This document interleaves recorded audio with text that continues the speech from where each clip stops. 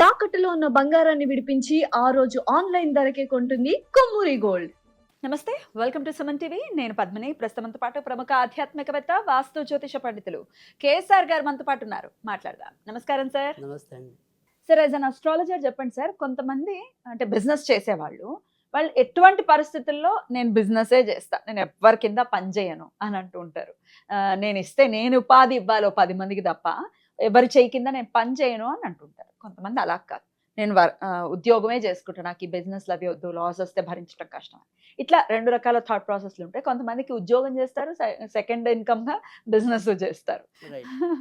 So పర్టికులర్గా business గురించి మాట్లాడుకుంటే, ఈ బిజినెస్ చెయ్యాలి అనే థాట్ ప్రాసెస్ ఏ గ్రహస్థితి రీత్యా వస్తుంది? ఆ బిజినెస్లో సక్సెస్ అవ్వాలి. పెట్టేసామండి, చాలా ప్యాషనెట్గా ఏదైనా పని చేస్తుంటే మనకు దాని మీద ప్యాషన్ ఉండాలి, అప్పుడే సక్సెస్ వస్తుంది అని అంటూ ఉంటారు కదా. మరి చాలా ప్యాషనెట్గా చాలా హార్డ్ వర్క్ చేస్తున్నామండి, బిజినెస్లో సక్సెస్ రావట్లేదు, మరి మేము ఏం చేయాలి అని అంటే ఏం చెప్తారు సార్? రైట్. అది ఇక్కడ గ్రహాల స్థితి అనేది ఒకటి, కానీ దీనికన్నా కూడా ఎక్కువ శాతం అయితే కనుక, అంటే ఇప్పుడు ఇంచుమించు దిశాభావ రాశి ఏవైతే ఉంటాయంటే మిథునం ఒకటి, కన్య ఒకటి, ధనుస్సు ఒకటి, మీనం ఒకటి. వీళ్ళకి ఖచ్చితంగా ఎంతో కొంత వ్యాపార అభిలాష అనేది ఎక్కువ ఉంటుంది. ఓకే. సో వీళ్ళు ఇందాక మీరు చెప్పిన కోవలో కూడా వీళ్ళు ఎక్కువ ఉండడానికి, అంటే ఉద్యోగం చేస్తున్నా కూడా పక్కన కనీసం ఏదో ఒక సైడ్ ఇన్కమ్ కోసం అనేది ఖచ్చితంగా ప్రయత్నించడం అనేది అయితే ఉంటుంది ఈ రాసుల వాళ్ళు. ఇక కాదు, అసలు డైరెక్ట్గా అంటే చేసే ఉద్యోగంలో అయినా సరే లేదా వ్యాపారమైనా సరే ఎంతో కొంత వ్యాపార తృష్ణతతో ఆ రకమైన భావంతో చేసే వాళ్ళు ఎక్కువగా కర్కాటక రాశి వాళ్ళు ముందుండే అవకాశాలు ఎక్కువ ఉంటాయి. సో తర్వాత వృషభం కూడా ముందుంటుంది. తర్వాత వచ్చేప్పటికి కాస్త తులారాశి వాళ్ళు ఉంటారు.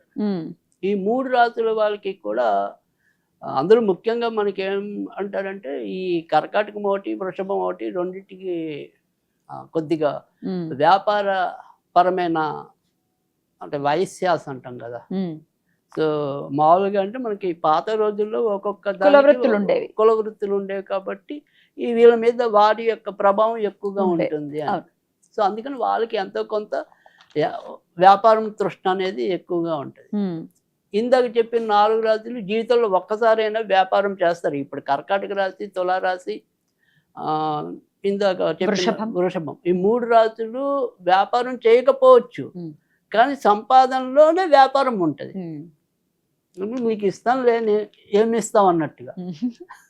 సో అలా అంటే ఉన్న వృత్తిని కూడా వ్యాపారంగా ఎంతో కొంత మలుచుకుంటారు. వీళ్ళు ఇందాక చెప్పిన ఈ 4 రాశుల వాళ్ళు పైకి వస్తారో దెబ్బతింటారో మధ్యలో వదిలేస్తారో అనేది పక్కన పెడితే, జీవితంలో ఒక్కసారి అయినా సరే 100కి 90% మంది అయితే కనుక ఖచ్చితంగా వ్యాపారంలో ఉంటారు.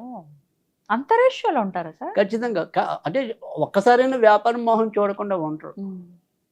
సో ఇంకా సింహం, కుంభం వీళ్ళకి కూడా కొద్దిగా ఇండిపెండెంట్గానే సంపాదించాలనుకునే భావం ఎక్కువ ఉంటుంది, ఇండిపెండెంట్ నేచర్ కూడా ఎక్కువ ఉంటుంది.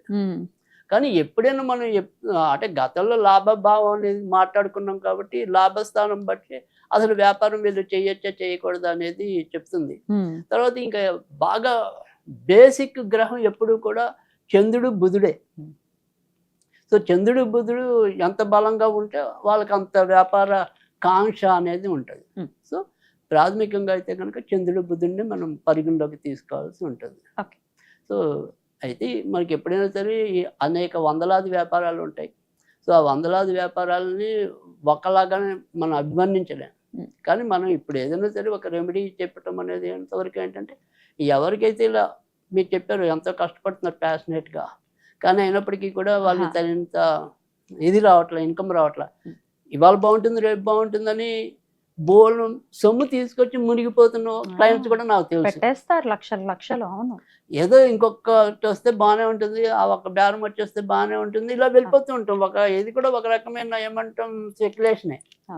బ్రేక్ ఈవెన్ పాయింట్ లోకి రావడానికే అసలు చాలా ఇబ్బంది పడతారు. సో అంత సొమ్ము పెట్టేసాక చాలా మందికి ఏంటంటే వెనక్కి రాలేరు, ముందుకెళ్ళలేరు. ఎందుకంటే పోయింది అక్కడే మళ్ళీ అదే రకంగా తెచ్చుకోవాలనే అనిపిస్తుంది. తర్వాత రెండోది వచ్చేప్పటికి ఏమవుతుందంటే, ఇలా 4-5 ఏళ్ళు దీని మీద కూర్చుండిపోతాం కదా, అప్పుడు మళ్ళీ ఉద్యోగంలోకి వెళ్ళాలంటే అప్పటికే బోల్ మంది ప్రెషర్స్ వచ్చేస్తారు. కరెక్ట్. అటు వెళ్ళలేరు, ఇటు వెళ్ళలేరు. పాపం చాలా అవస్థ పాలైపోతూ ఉంటారు. కొంతమంది ఇంట్లో చెప్తారు, కొంతమంది ఇంట్లో చెప్పరు. బయట నుంచి ఎప్పుడో మునిగిపోయాక మన ఇంటికి వచ్చేప్పటికి మనం అందరం బేరమనాలి, కళ్ళు తారేస్తూ ఉంటాం. సో అలా కూడా జరుగుతుంటాయి. అలా అనేక రకాల కాపురాలు కూలిపోతున్నవి కూడా మనకి తెలుసు, వీధిని పడుతున్నవి మనకి తెలుసు. సో అందుకని వ్యాపారం ఎలా చేస్తే అంటే రెమెడీ నేను చెప్పేది. సో ఉన్నందులో వాళ్ళకి మంచి జరుగుతుంది అనేది.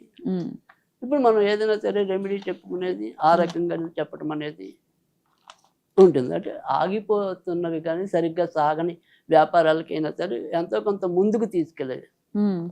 అంటే విపరీతమైన లాభాలు లేకపోయినా కనీసం ఒక మోస్తరు పర్వాలేదు, ఈ మాత్రం ఉన్నా నా బతుకు సాగుతుంది అనుకునే ధైర్యం అనేది ఏదైతే ఉంటుందో అది ఆ రకంగా మనం ఒక చిన్న రెమెడీ అనేది. సో దీనికి ఏం చేయాలి అంటే కనుక ప్రతి శుక్రవారం కూడా ఇంట్లోనూ చేయాలి, వారి వారి యొక్క దుకాణాలు ఉంటే దుకాణాల్లో కూడా చేయాలి. ఏం చేయాలి అంటే కనుక పచ్చకర్పూరము ఒక లవంగము వేసి హారతి ఇవ్వాలి. సో అమ్మవారికి లక్ష్మీదేవికి లక్ష్మీదేవికి ఇస్తే మరీ మంచిది. సో ఇంటి నుంచి బయలుదేరే ముందు ఒకసారి హారతి ఇవ్వాలి, అక్కడ షాప్లోకి వెళ్ళగా కూడా ఒకసారి హారతి ఇవ్వాలి.